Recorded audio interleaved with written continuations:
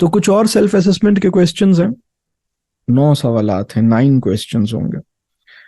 اور یہ سوالات اگر مجھ سے یہ پوچھا جائے کہ اسپاؤس کاؤنسلر بن جائے، اس کا کوئی پری ریکوزٹ ہوگا؟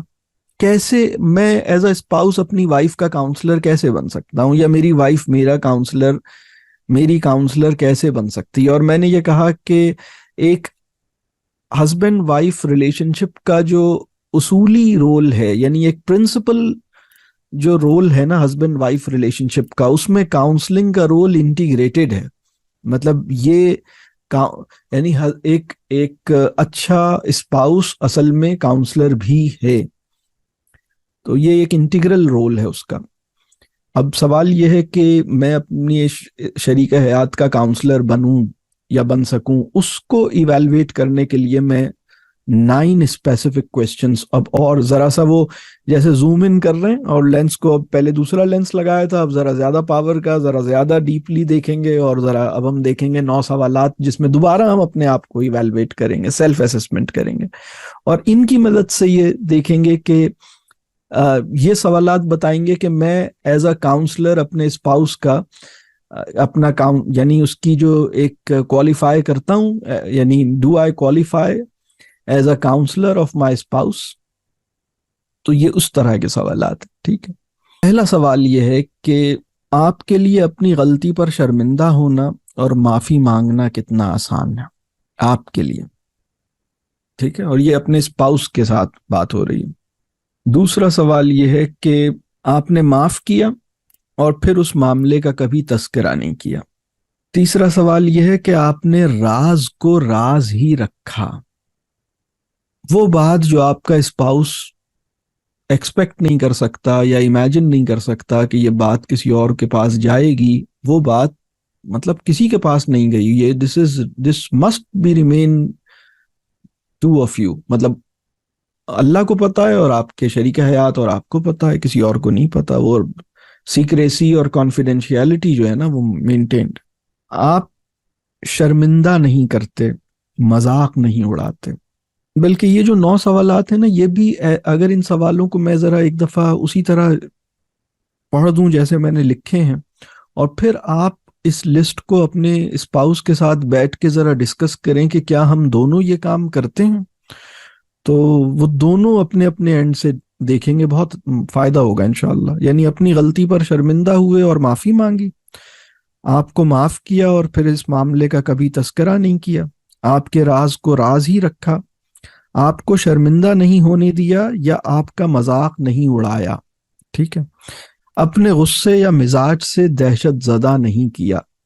ٹیرر آف ٹیمپرامنٹ ہوتا ہے نا بعض لوگوں کا، یہ نہیں کیا. دونوں کو بالکل بھی نہیں، مزاج کا کوئی خوف نہیں ہے الحمدللہ. پھر آپ سے نا امید نہیں ہوئے لیکن اپنی توقعات کا جبر بھی نہیں کیا، یا آپ ان سے نا امید نہیں ہوئے اور اپنی توقعات کا جبر بھی نہیں. یہ امید اور توقعات کا جو ڈفرنس ہے نا، جیسے جیسے شعور بلند ہوتا ہے، جیسے جیسے حکمت نصیب ہوتی ہے، ہوپ اور ایکسپیکٹیشنز کا فرق واضح ہونے لگتا ہے. اور ہوپ اور ایکسپیکٹیشنز میں فرق ہے، لیکن چونکہ زندگی جس طرح کی ہم چیزوں پہ غور کیے بغیر زندگی گزارے چلے جا رہے ہیں، بھاگے چلے جا رہے ہیں، تو اس میں بہت سے لفظوں کے اور بہت سے تصورات کے درمیان فاصلہ ختم مطلب ہے ہی نہیں جیسے.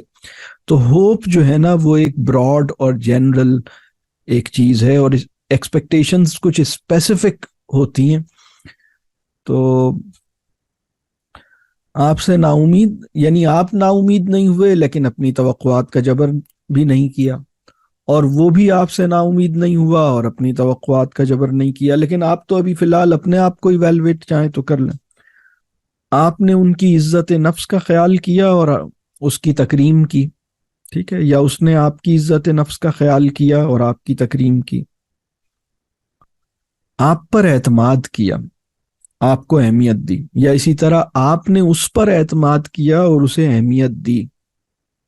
اور آخری سوال ہے اپنے وعدے پورے کیے،